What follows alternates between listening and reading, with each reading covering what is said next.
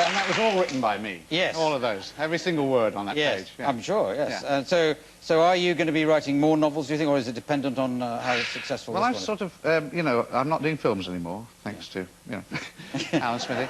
No, but come on, you did Casper the Friendly Ghost. I That did, was a big part, and that was a big success, wasn't Yeah, it? and I'm actually in one at the moment that just opened, which isn't that funny either, but... I bet they love you in the publicity They do, they love me. department, yeah. I was dreadful. When they promoted Alan Smithy, they kept asking me, and I kept saying how dreadful it was. Yeah. I got into a lot of trouble.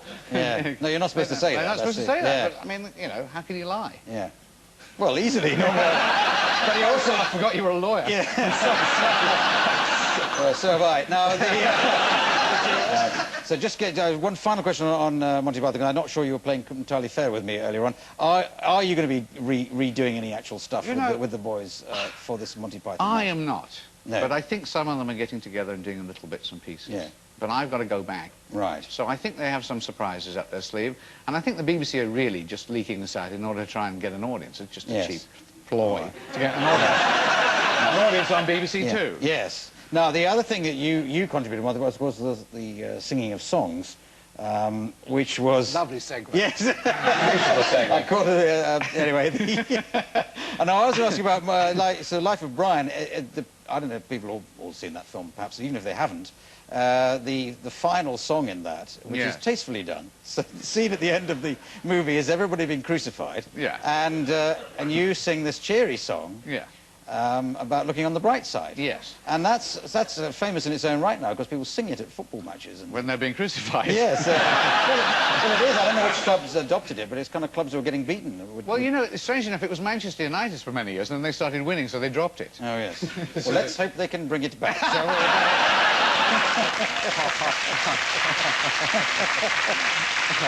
Or maybe we shall hear it at Arsenal. Yeah, you never know, yeah. Oh, yes, Yeah. possibly. Possibly. But so it was Manchester United fans used to sing it, did they? And then Simon Mayer, bless his heart, used to play it every day on Radio 1. Yes. For reasons I don't know. Yeah. Well, why not? Why query it? Yeah. Fine. I didn't query it. Yeah. No. So what other songs did you do for Monty Python and other functions? Can I say? Yes. Because I did a gig, actually, at the Getty.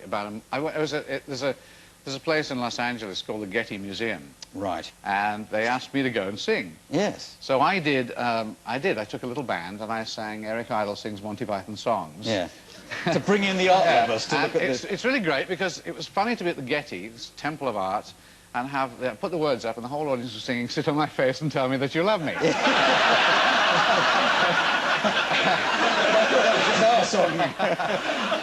And then I did the penis song.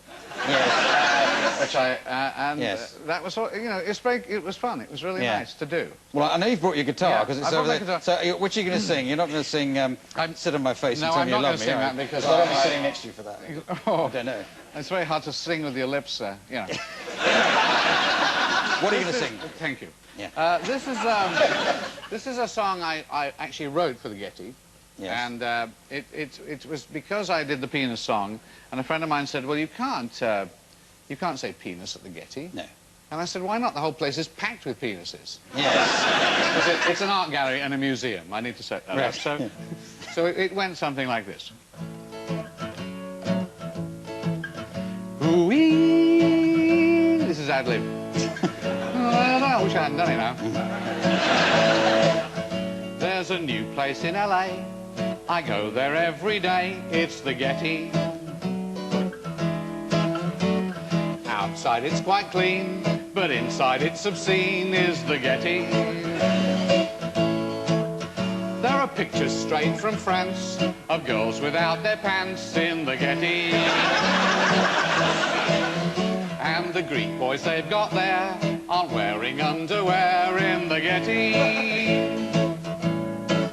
There's a wonderful Van Gogh, as I'm sure you know, in the Getty.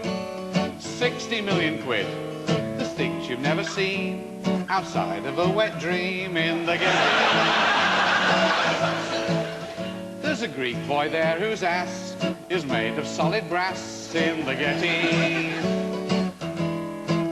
And the air conditioning has shrunk his little thing in the Getty. There are loads of modern things, like paintings just of strings of spaghetti.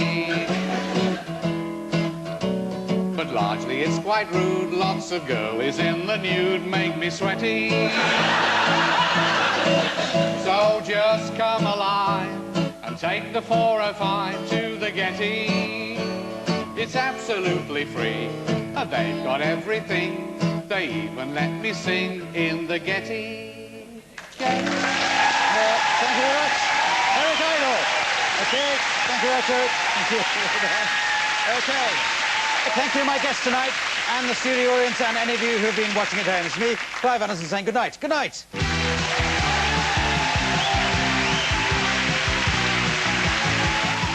And Clive's back next Thursday night here on BBC One at the same time, 10:30. In a moment, Room 101 with Mira Sayal from Goodness Gracious Me.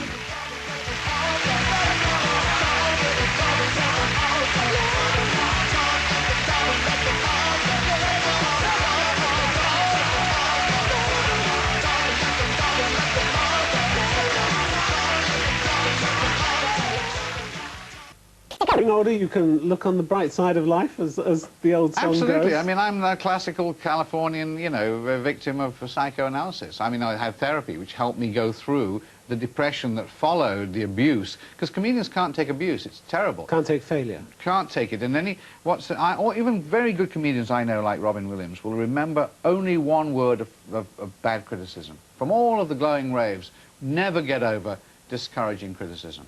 Well, judging by the early reviews of the book, Road to Mars, you're not going to get much criticism there. Eric Idle, it's been a great pleasure having you on the programme. Thank you very much indeed. Thank you. Thank you.